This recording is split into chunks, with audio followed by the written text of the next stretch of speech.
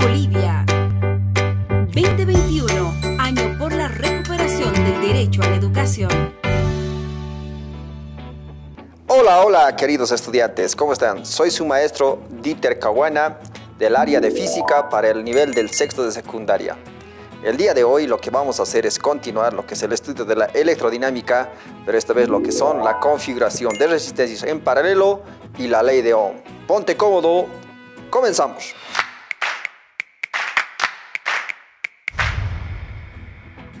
Querido estudiante, vamos a recordar lo que era un resistor.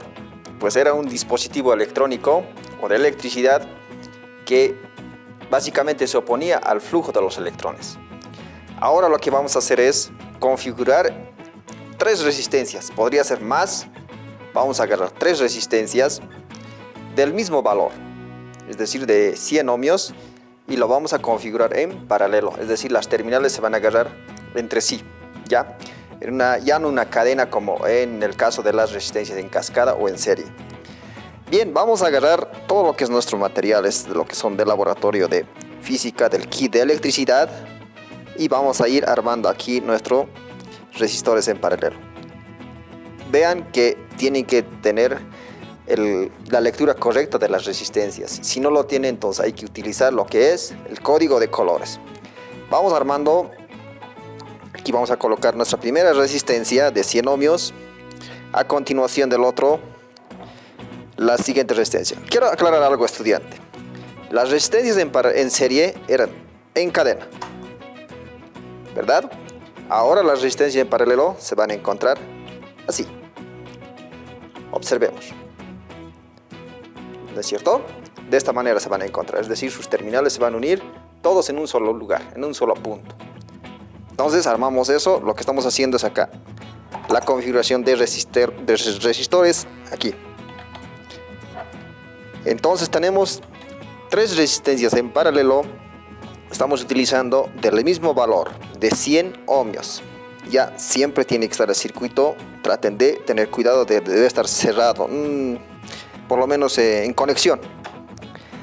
Ya están nuestras resistencias en paralelo. Lo que vamos a obtener aquí es la resistencia equivalente. ¿Qué significa una resistencia equivalente? Que vamos a obtener una sola resistencia de los tres, un valor.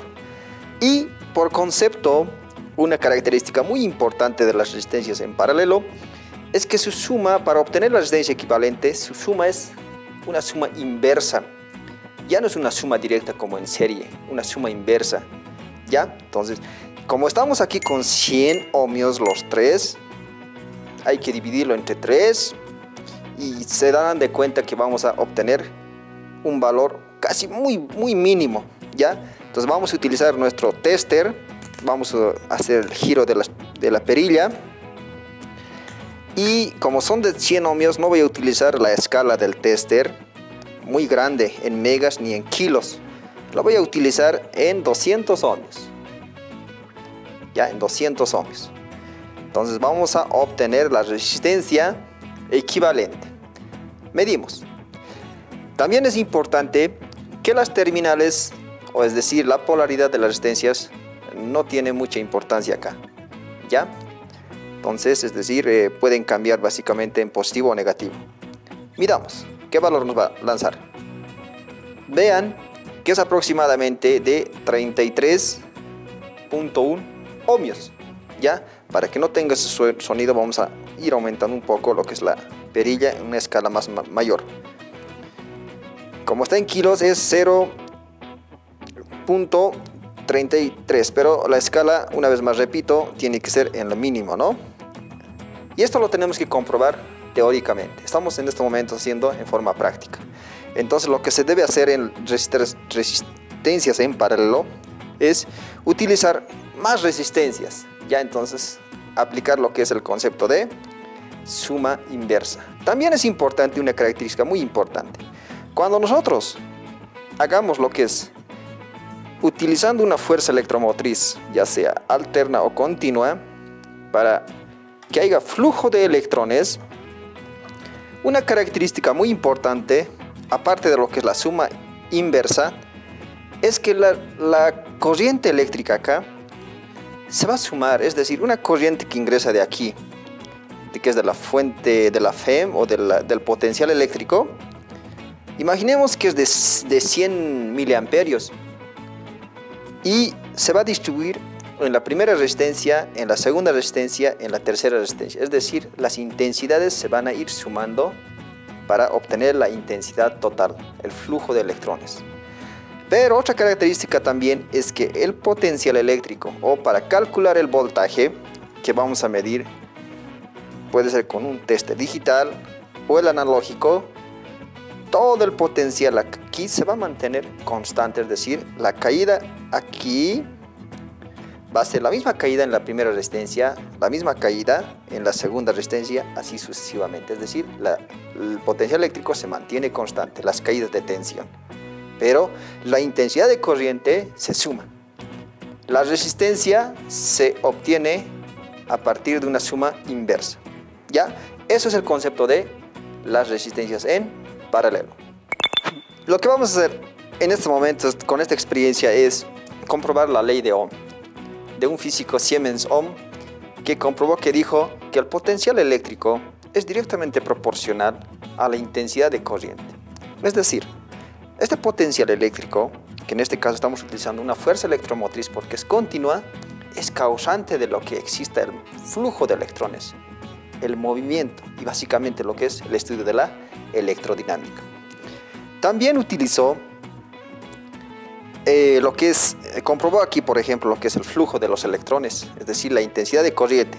También utilizó una carga, en este caso, que es el bombillo, como una resistencia, ya que vamos a protegerlo al mismo bombillo. Ya, entonces, estamos armando el circuito con todas las características necesarias. ¿Qué vamos a utilizar?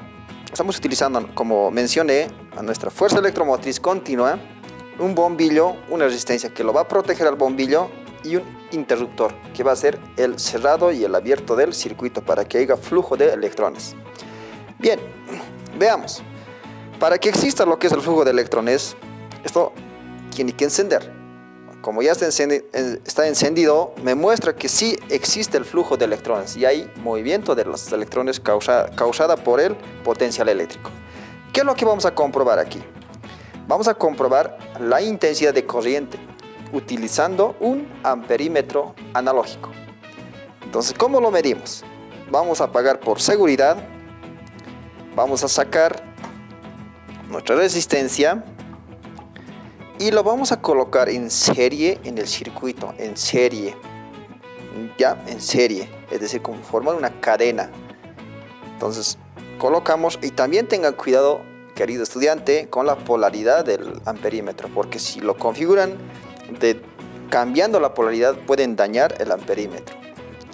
Entonces, como está ingresando aquí lo que es la carga positiva, entonces lo colocamos ahí por convención en forma real, el positivo y el negativo.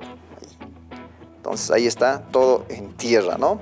Todos los negativos. Para que exista lo que es el flujo de electrones, vamos a hacer la medición correspondiente de lo que es con el amperímetro y el voltímetro en forma analógica.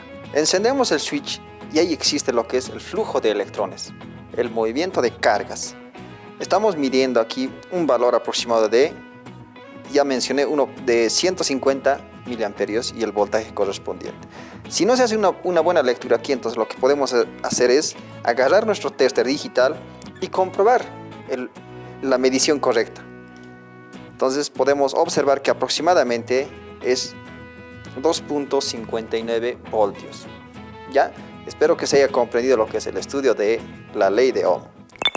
La configuración de resistencia en paralelo, queridos estudiantes, es muy importante en el estudio de la electrónica y la electricidad, que es parte fundamental del estudio de la física. Pero también es bien importante lo que es la ley de Ohm, que lo aplicamos diariamente en nuestras viviendas, con lo que es la caída de tensión, que son la diferencia de potencial, el bombillo y el switch, ¿verdad? Entonces, para que sigas construyendo tus conocimientos, te invito a que sigas revisando los textos elaborados por el Ministerio de Educación. Conmigo la siguiente. Chao, chao. Educa Bolivia 2021, año por la recuperación del derecho a la educación. Cierra el grifo para cuidar el agua. educación para proteger la vida. Cuidemos el medio ambiente.